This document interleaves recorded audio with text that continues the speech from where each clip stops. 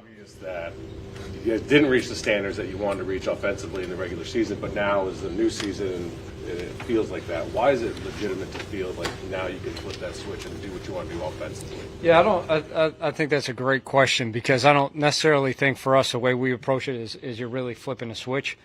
Like naturally you get to the playoffs and everyone's season's on the line. I'm sure everyone's talked about it. There's just a different speed to the game. There's a different physicality to the game. There's a different intensity to the game. Like you can't avoid that.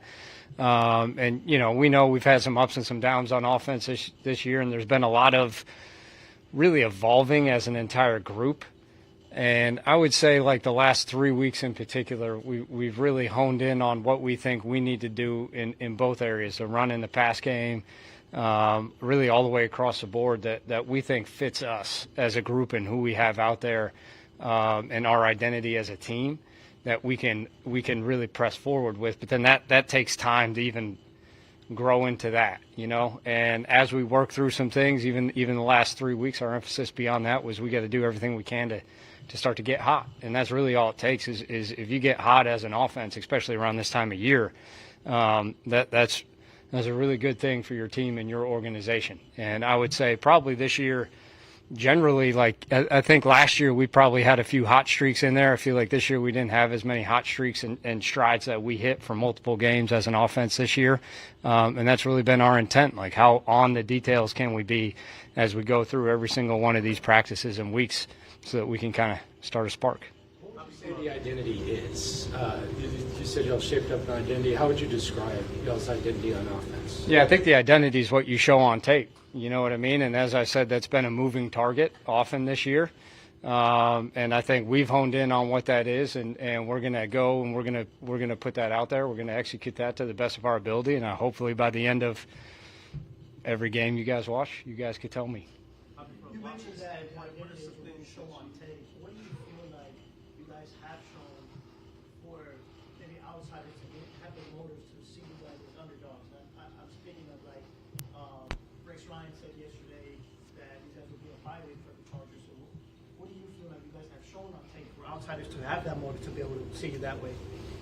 Yeah, what people say outside of this building really, like that's not really something we hone in on, focus on. We're very much self-reflection type unit and really self-inspired, and that's how we go. That's how we go about everything, So we know what this week means to us. We know the challenge we have in front of us is one heck of a defense. I mean, they're number one in points. They're top 5 in like every good situational statistic that there is. We got a challenge, but through the course of the year, we've had many challenges that we've risen to. We're extremely explosive. Like I've said that really, if there's one thing we hang our hat on without a doubt, like we got playmakers out there that can take a ball and go 20 yards any given play. We got to clean up the in-betweens.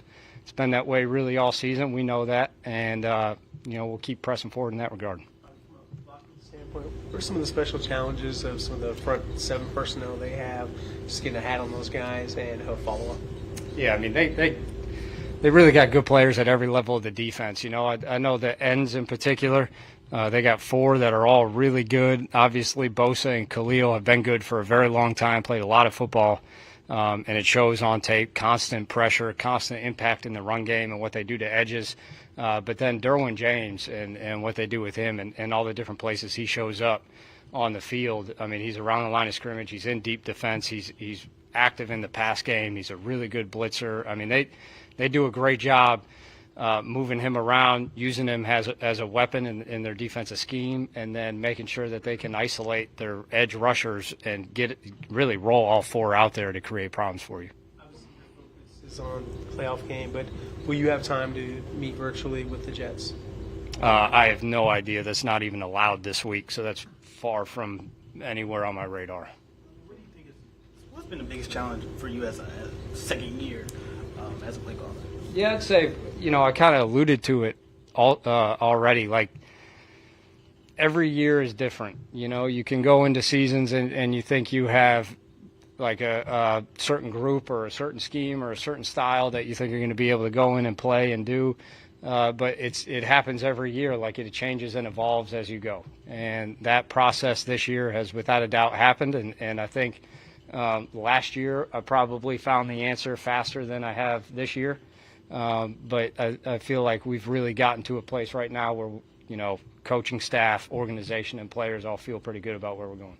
Looks like the Chargers, they kind of special a lot in light boxes and that split safety look, the split safety looks. What type of challenges does that present for the offense? It looks like there's a lot of times where the guys essentially just sit back 10, 12 yards and they really try to hide their disguises until the snap. So what type of challenges does their kind of split safety looks present for any type of offense? Yeah, I think a lot of people have talked about how this tree, you could kind of see, I call it the Baltimore tree, but people that have been in Baltimore recently and kind of where that comes from. That style where there's a lot of split safety hold and they usually try to disguise it, make it really hard for the quarterback. And when they do show middle field close, usually it winds up being some form of split safety post snap. And they do a really good job making it where you can't get a bead on what they're doing before the ball snapped.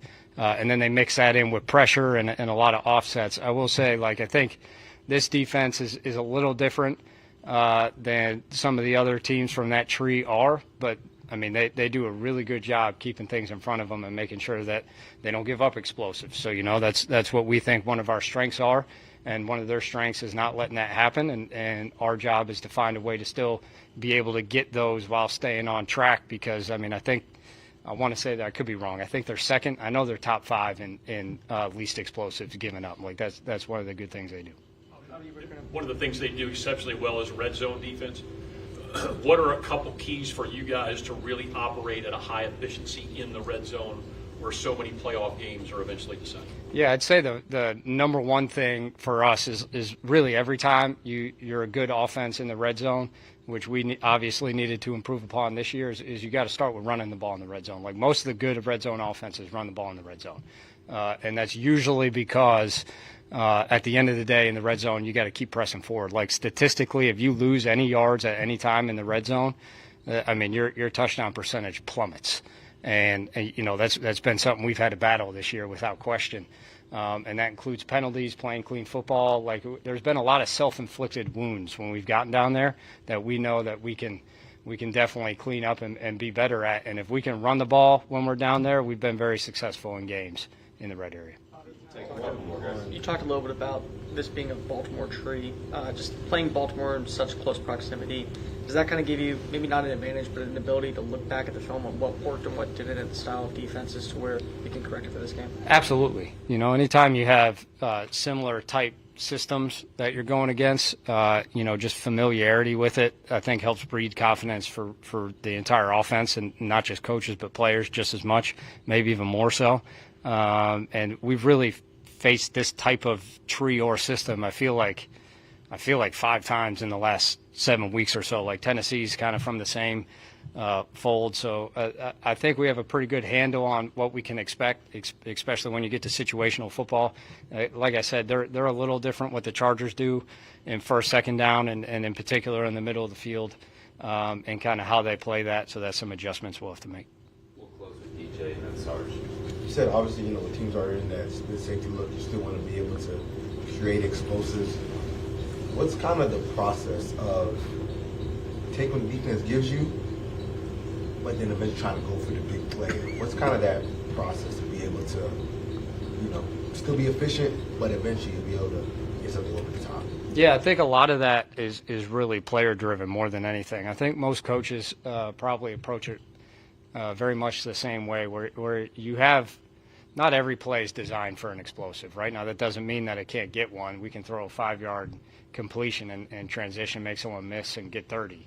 But if you're specifically designing a play for an explosive, oftentimes you have that explosive thought for a certain look, and then you have other things built into the concept, whether it's run or pass, to help handle all the other stuff.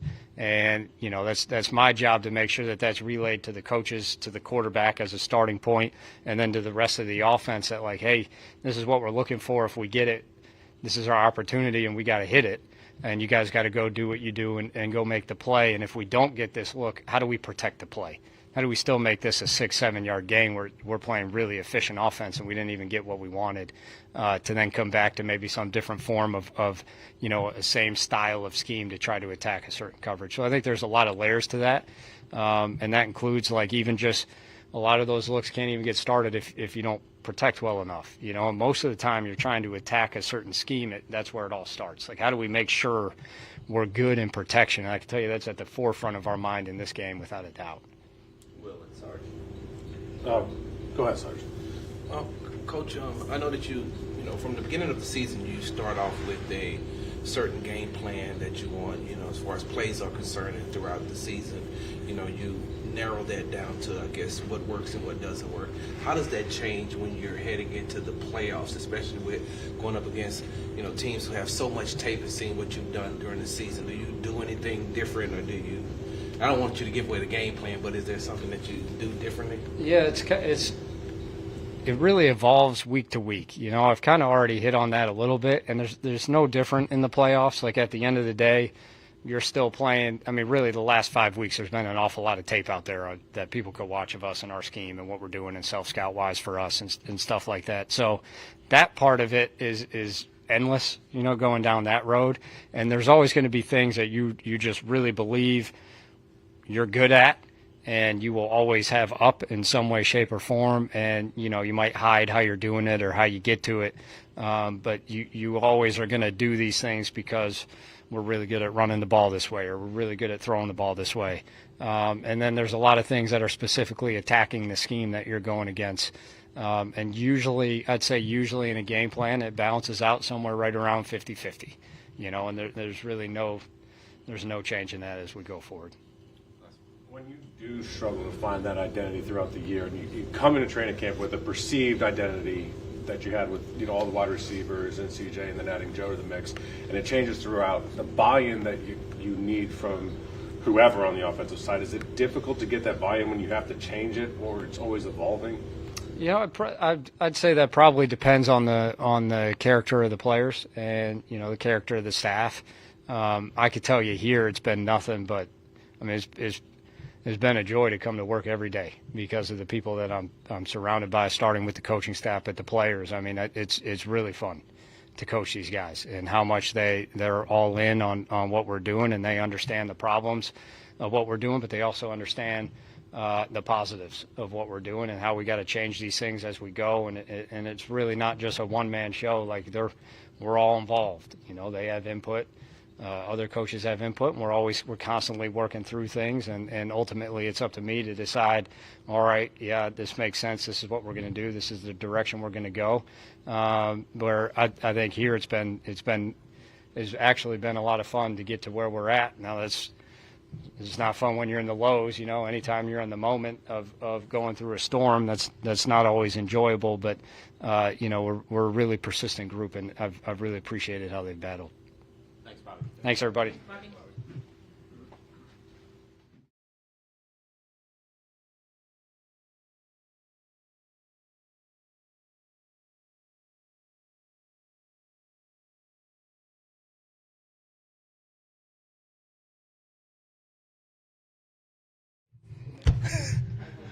That's fine. Now, when you look at covering Lad McConkey, how much of a challenge is some of the route running, some of the things he's done, and what do you think about having someone follow, or do you think it's more just like what you've done a lot of, which is you line up with who comes out there? Man, strategy talk right off the jump, huh? Yeah, he's a really good player. Has proven that. Obviously had good season, formed a connection with the quarterback pretty early. Obviously, you can see that. Yeah, very crisp route runner, very like sharp breaks, top of the routes, has it all in his bag. In breaks, out breaks, like a lot of option stuff with him. So hard to just kind of pick one leverage with him, like because he can run it all. So for sure, he's done a good job. He's obviously kind of become the go-to guy for them, especially in some of the critical situations. And then we'll just see how we take care of him. How's that? Has Kamari offered any advice on how to guard him, given his background with? I haven't had that conversation with Kamari, so I don't know. You'll have to ask him. How's that? How have you seen D'Amico throughout the year kind of put his players in position to make plays, whether it's calling specific plays, schematics? How have you seen him kind of put players in position on defense, put players in position to make plays? Well, I feel like I'm not quite sure where you're heading with that. Yeah, I think that's like. I mean, I think that's sort of like all of our job, and obviously Meek on game day, calling it. I would just say like, when we look at, okay, these are our guys and the skill set and the talent, like how do we deploy those guys best? And I mean, he's just got a really good knack for understanding sort of the strengths of all those guys and where to sort of like put them to like have those opportunities. You can't create the play or you can't make a guy make a play, but I think it's really like, okay, hey, I think this is best this week. We play him here. We use this way, or we're going to play these coverages this week because I think it puts Sting on this, or it puts, gets Daniil this op, like where we deploy those guys as a rushers, like all that stuff. So I think we're fortunate that we have a lot of players that we feel can make plays when we put them in those spots. So yeah, I think he's got a real knack for just sort of understanding, like if I kind of like put this here and this time, or we tweak a coverage to sort of like shade a guy a certain way, it just puts him a little bit closer, maybe puts him one step to be making those plays. About their tackle play, mostly for Sean Slater and Joe Walt, the rookie from Notre Dame. Yeah, two really good players. Obviously, Slater's done it for a little bit in the league, and the rookie's done a really good job this year. I think, one of the things I think you see is that everyone chips our ends, but they don't have to as much. Like they let those guys go play because they've done such a good job protection, which then obviously like puts more guys in the route and puts more stress on your coverage. So I think they feel good about some of the ability that those guys have to just to win one-on-one blocks and takes some of the like having to protect your O-line. We feel obviously really good about our defensive ends and those matchups. So I think that's going to be a really cool battle this weekend. Coach, what are some of the differences that you've seen in your young players heading into the playoffs this year compared to last year? The guys that were here last year? Yeah, I mean, anytime you experience things and you have that exposure to that atmosphere and that level of urgency and stuff, I mean, I think that's just, you just build off that and you have a foundational piece. And it is that the playoffs get more intense, everything gets a little bit faster and more heated. And so, we had a good experience here in our home playoff game last year. So hopefully those guys can kind of carry on from that. Real quick, just how important is it to have a player like Aziz on the field to be able to calm down things when it gets chaotic? You call Aziz calm? Yeah, no, it was cool to get him back last week, obviously, just to and he really wanted to. We actually were going to try to maybe pull him a little bit earlier, and he wanted to kind of get a little extra work in that game just to kind of get that flow back again, and even wanted the green dot, I need to have the headset, I want to go through that process. So it was cool to have him kind of get back into that mode that he was really controlling things out there. So as a communicator, and again, it's going to be loud, there's going to be a lot of stuff going on Saturday, to have a guy that can hopefully really keep us in line and keep everybody on the same page is going to be huge for us. Sure. You all obviously know Daniil's worth, but why do you feel like he doesn't often get the recognition that maybe he deserves often? Yeah, he's a pretty quiet dude. You guys spend a lot of time with him. I don't know, I don't know. I mean, I think I think he's such a unique player. As a rusher, he's such a dynamic player and a unique player. The way he rushes it was hard for me when I first started working here with him. He's different and trying to just how he rushes, and it's man, I've never seen anyone do that. How do you do that? And how do you coach that? So that surprises me in that sense. But I just think he's a pretty quiet personality. I don't know. I'm not on social media. I don't know if he's if he does a lot of that stuff or not. You guys could tell me more than that, So I think he's just a pretty quiet, humble kid that just likes to go to work and puts his head down. And I'm not sure he's, in the self-promotion business as much as maybe some other people are. So it kind of probably flies under the radar, but he shouldn't because he's a very talented, special player. How have you seen his influence rub off on Will Anderson this year? Yeah, I think I feel like we've had these conversations a lot. It's just, I think Daniil is one of the more, I've said this, probably cerebral rushers I've been around. Everything is has a purpose. He's setting things up, how he moves, his stance, everything is very intentional. So I think seeing him work that way and understanding man, that level of success that he's achieved, and obviously where Will's trying to continue to get to in his career, I think that's been cool. And man, they both of them are just eat and breathe football. They're all business. Energy. Daniil playing every snap this year for us essentially has been awesome. So I think just Will's a really good player for us, obviously, like one of the best defensive ends in the league. But seeing, an older player that's gone through all that with him, I think it's just really helped those guys almost kind of go back and forth with that. What makes Justin Herbert so dangerous as a quarterback? He's really good. He's got every throw. He's smart. They keep you at the line. Like, he'll double cadence. He'll hold it, try to get you looks. Again, like arm talent. Can get out of the pocket, can make plays on the run. They haven't done. I'm not. Who knows? Maybe they'll come to it. They haven't done a ton of like true design QB runs. They have a little bit of it, but like when it's time to get out on third downs, or if he doesn't have it, like he can move, and he's a good athlete there too. So he can beat you in a lot of ways. There's really not a lot of holes in his game. Sure. At the end of last season, you all sent the players off with some specific things to work on coming back into this season. How much of that did you see Henry toe take to heart and be able to apply on the field this season? Yeah, a lot. A lot. Again, I think I mentioned this before. Like, he leaned up a little bit. Like, just his movement skills has been better. And I think again another guy. Maybe that hasn't got a lot of credit. I mean, he's played a lot of positions for us too. Like, he's kind of been the guy when Aziz goes down, like we bump him into Mike, or as this happens, you go over to Will. Like, someone else is there. You know what I mean? He's played every spot for us in games. Sometimes multiple spots in the game, and sometimes he's had the green dot. Like, sometimes he's been, on nickel. Like, all these things. Like, so. I think just his growth of like understanding the defense, and I mean, I think he took it on himself from a physical standpoint to get better and to lean up and to be able to, he felt he had to move a little bit better, and I think that's showing. But I think just his growth of a knowledge in the defense has allowed us to do that stuff with him, and it's been invaluable because obviously we've had a lot of turnover, a lot of injuries in and out guys in that room, and for him to be relatively the one consistent guy that we've been able to like plug and play in a lot of spots has been awesome, and do it at a high level. So he's done a really good job, man. I'm excited for him to keep playing. Sure. What's the balance of trying to get the correct personnel on for maybe what they're showing versus just trusting who's on the field to be able to execute against kind of what they put on the field?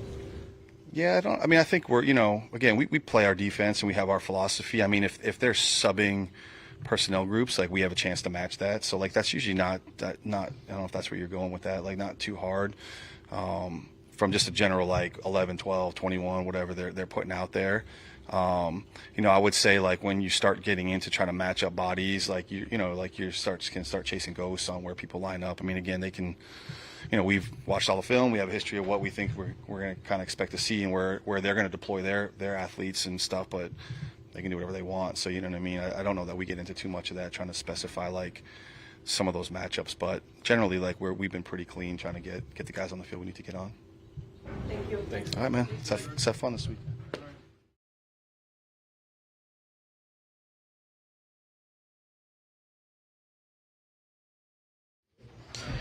Hope you know I am.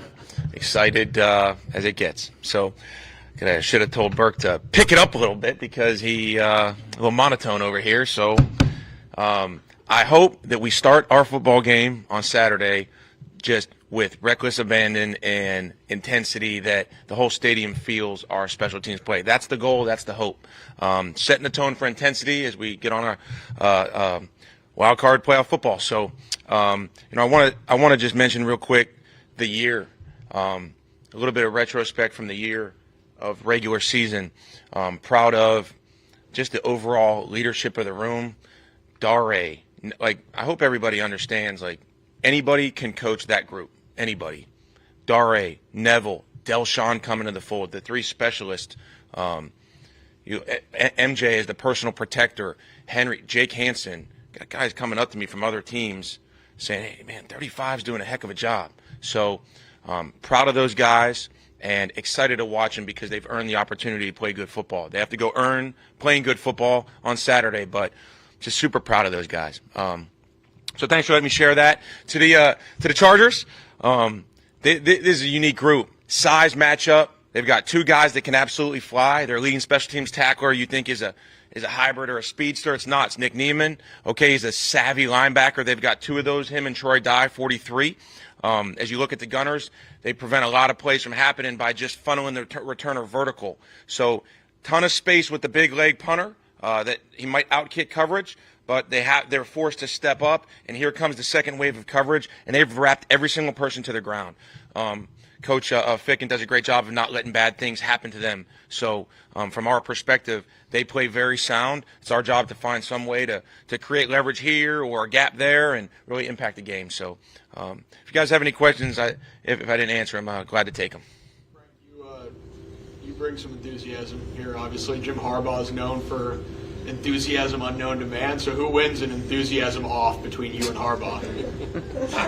Enthusiasm off, man. Just got to be myself. I'll take myself any day of the week, though. Just so you want to make sure you know that, too.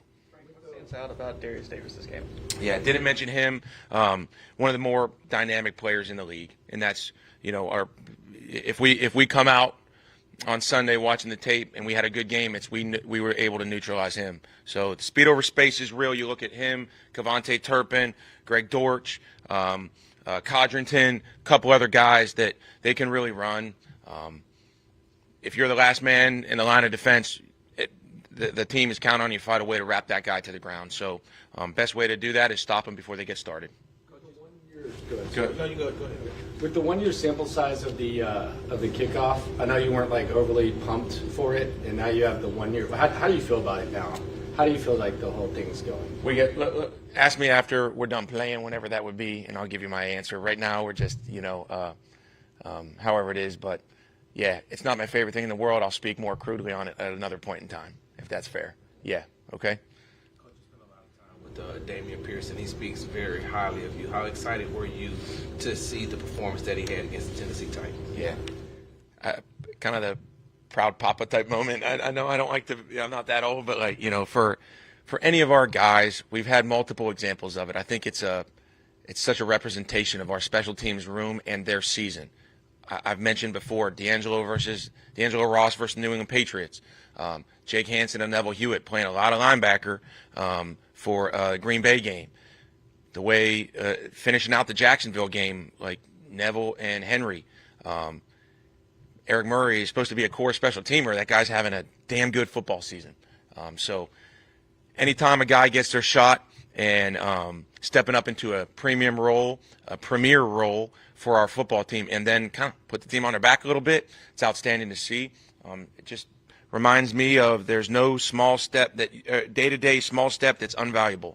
If you take a step today on Wednesday or tomorrow on Thursday, you got better. And for a guy who maybe didn't get a lot of run during the regular season, found a role in the kicking game, proud of him as a kick returner, and then to take that to the offensive side and really shine, it's awesome. And if he gets a chance to do it again in the playoffs, let's go do that same thing, Damian. High school that he played on the kick return team, but they stopped kicking it to him, so he told coach to just take him off the team.